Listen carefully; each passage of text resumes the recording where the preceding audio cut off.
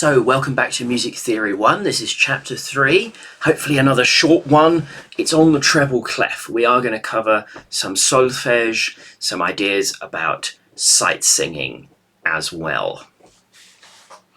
Okay, so let's get started.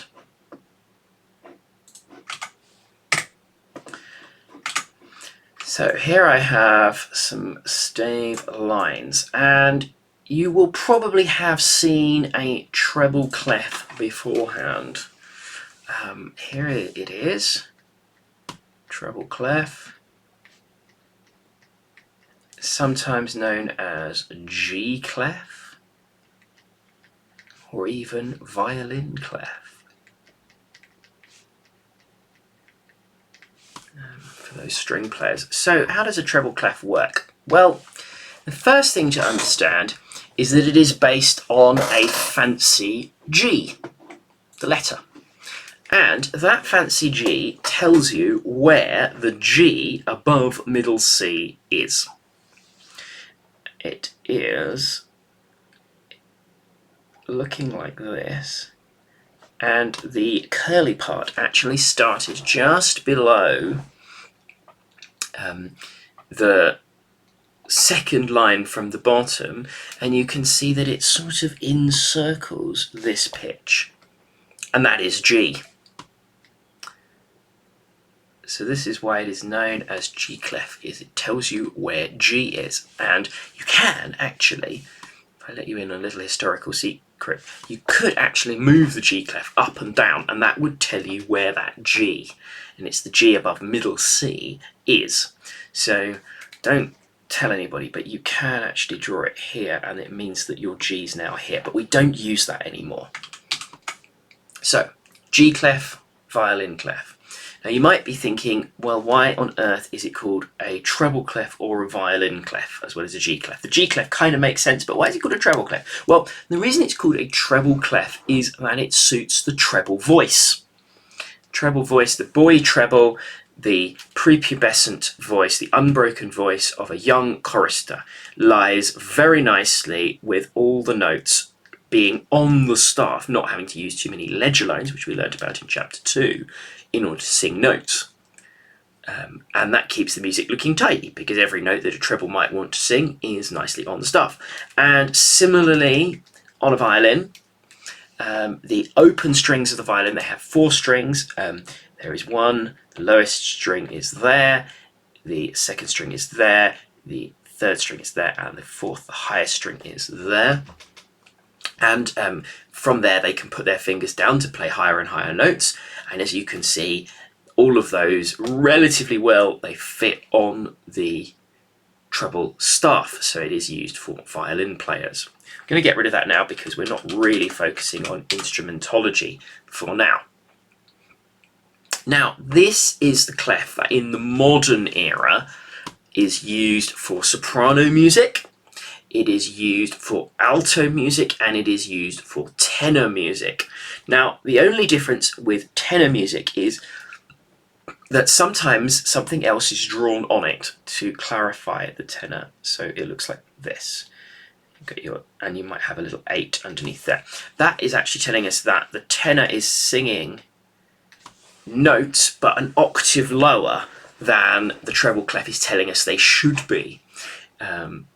That's not always shown on the treble clef, and there's another shorthand for treble which is used in some Italian opera scores, and I've seen it I think in some French ones as well, which is to have a treble clef like that, and then some kind of K-like thing here. Now, this is a very strange thing, because what it's actually doing is combining the treble clef with the old tenor clef. The old tenor clef tells you the middle C is on that second line, and you don't need to worry about it now, but you might see that in opera scores. All it means is that this is a tenor for a tenor to sing, and that the notes will sound an octave lower than they look. You don't actually need to bother with that, because if you can read the treble clef as a tenor, you'll be able to be fine. You just know that if you see that funny symbol, that's you in one of these French opera or Italian opera scores. It's not used very much anymore, so I'll rub it out. Okay, so practicing drawing this is a must, and there is an exercise for doing that later, but I will just quickly show you kind of the beginning. So you draw a little spiral around like that, and then you keep it going down to here, and then you keep it going and round and up, and keep it going and round and up and down and through and flick. And that is how to draw a nice treble clef. It takes a bit of practice, but various composers did some very messy ones, so it's totally fine. Okay, so what we now need to do is we need to look at the notes on the treble clef.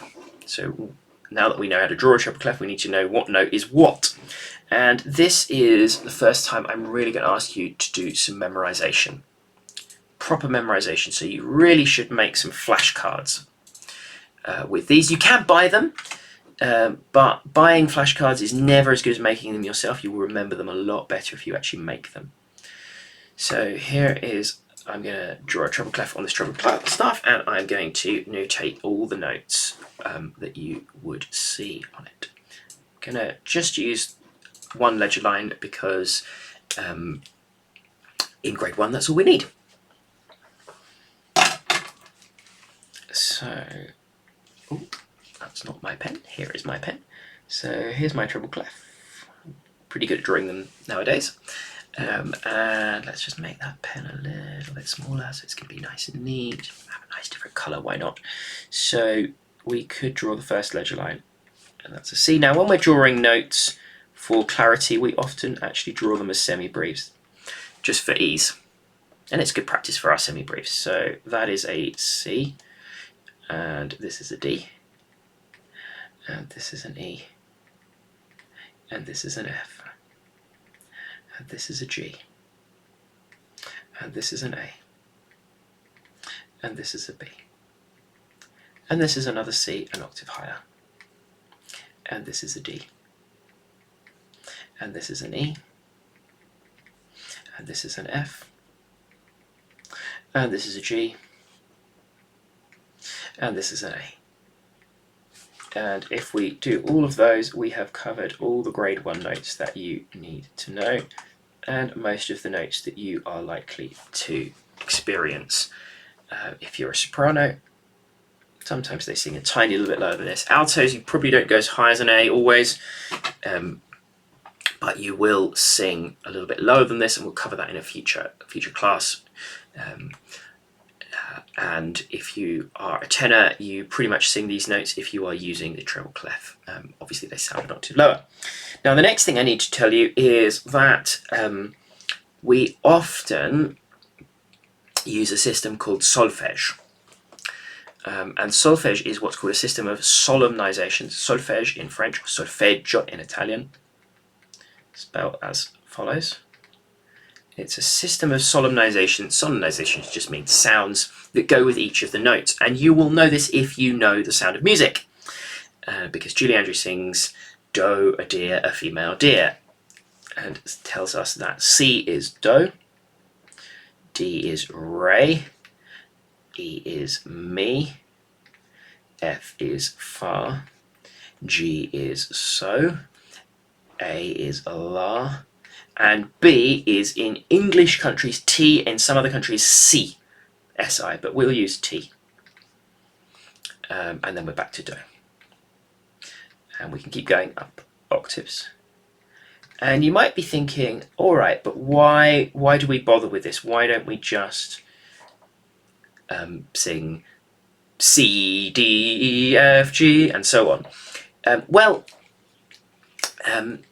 The reasons for that are sort of slightly shrouded in history, but it's mostly to do with when we come on to flats and sharps, which I haven't learnt about yet, but it is harder to sing a 2-syllable word like C sharp to a note, whereas if you can just sing a 1-syllable word with a nice clear consonant, a nice clear vowel, it's easy to do. Now, the reason we have these solemnizations is it makes it a lot easier to acquire pitch. So you might have heard of a phenomenon called perfect pitch, which is where somebody can hear a note and tell you what note it is, and they can also reproduce it. They can sing any note. So say, sing a C, they'll sing a perfect C. Okay?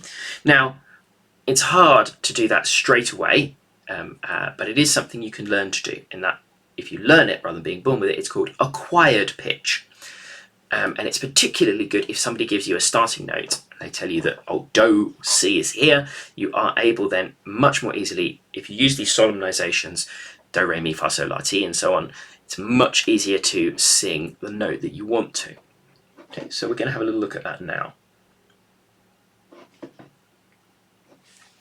Just let me give myself a note. I don't know if you will hear this, but I'm just going to load something up so that I get absolutely the right note as a starting note, because it would be quite embarrassing if I sang the wrong note. So bear with me. While you're bearing with me, of course, you can continue making your flashcards.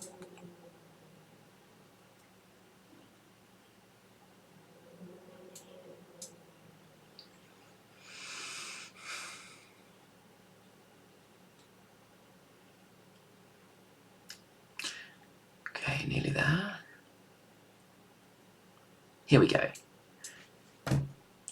So there's the first note, it's do. That is a C. Do. I'll sing the first few at pitch, but because my voice is low, I can't actually sing those at the actual octave, so I will jump down the octave and sing it as if I was a tenor in a minute. But do, re, mi. And if I sing them now at tenor pitch, do, re, mi, fa, sol, la, ti, do, and so on. And it makes it easier to sing. Once you've gone do, you can sing sol, mi, re, la, sol, and it's easy to pitch notes. This is something that takes a little bit of practice, and you should make some flashcards so that you can remember these. In every flashcard, draw the treble clef, draw your 5 lines. You can print out some stuff, paper if you want, or you might have some already. And print, yeah, as I say, draw a treble clef, draw a semi-breve with the note on it, and then on the other side of the flashcard, write C and do. So your flashcard would look something like this. So if I draw them as if you can see both sides at once. Oh, no, let's get rid of that. Here's my brush, there we go.